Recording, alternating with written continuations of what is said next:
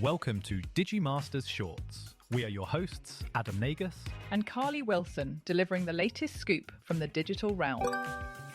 Claude Cowork is emerging as a powerful AI assistant focused on task management and workflow automation for users of all experience levels. In a recent deep dive, Jack Roberts outlined how beginners can set up a sandbox environment to safely experiment with its features. The guide highlights practical steps such as customizing global instructions and integrating external platforms to tailor workflows from the start.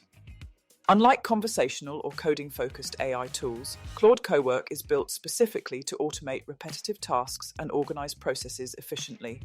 Its core features include platform integrations with tools like Google Calendar and Slack, reusable skills for custom workflows, and plugins that enable multi-step automation. Users can schedule recurring tasks, generate data visualizations, and streamline daily operations without manual oversight. The system is designed to reduce errors, improve consistency, and free up time for higher priority work. Advanced capabilities also cater to technical professionals managing more complex workflows. With flexible, real-world applications across industries, Claude Cowork is positioned as a versatile solution for boosting productivity.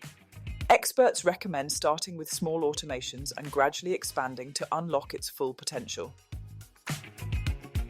The firm's Maven artificial intelligence model is already deeply embedded within the US defense establishment, where it gathers battlefield data and identifies potential targets. Now, the Pentagon has designated Maven as a program of record, a status that streamlines and accelerates its adoption across military branches, according to Reuters.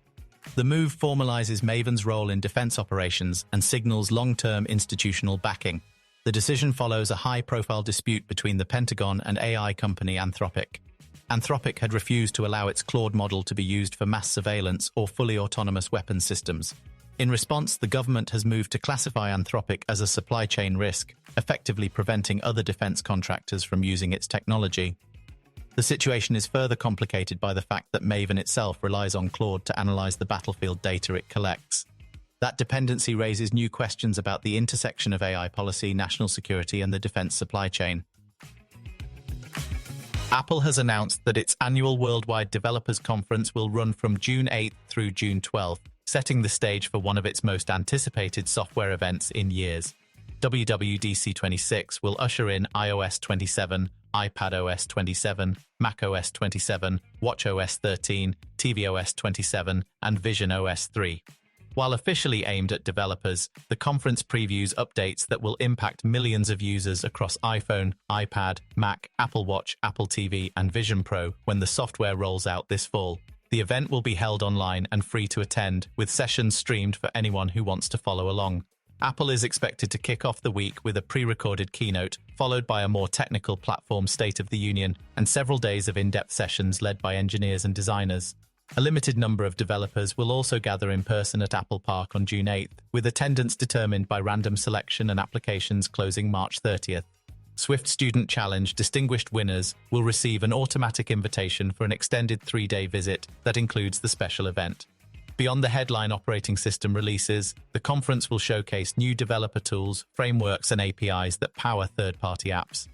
With Apple continuing its push into on-device artificial intelligence, industry watchers expect major advances in Apple Intelligence, including deeper Siri integration and expanded AI-driven features across its platforms.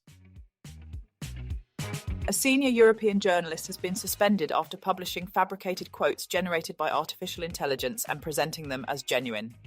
An investigation found that Peter van der Meersch inserted dozens of made-up quotes into 15 of the 53 articles he wrote for 2 Mediahuis websites.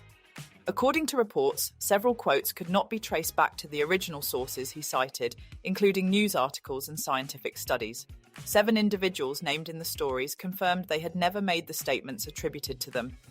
Van der Meersch, who previously served as chief executive of Mediahuis Ireland, has been temporarily suspended from his current fellowship role within the publishing group. He acknowledged the suspension publicly and admitted relying on tools such as ChatGPT, Perplexity, and Google's Notebook to summarize lengthy reports. He said he trusted the AI-generated outputs to be accurate, calling that trust careless and wrong. Van der Meersch described the quotes produced by language models as irresistible and conceded he failed to verify them. He revealed he first became aware of the issue last last year when 2 of his articles were found to contain AI-generated quotes, but he did not correct them at the time. While he continues to use AI tools for translations and story development, he says he now does so with far less trust than before.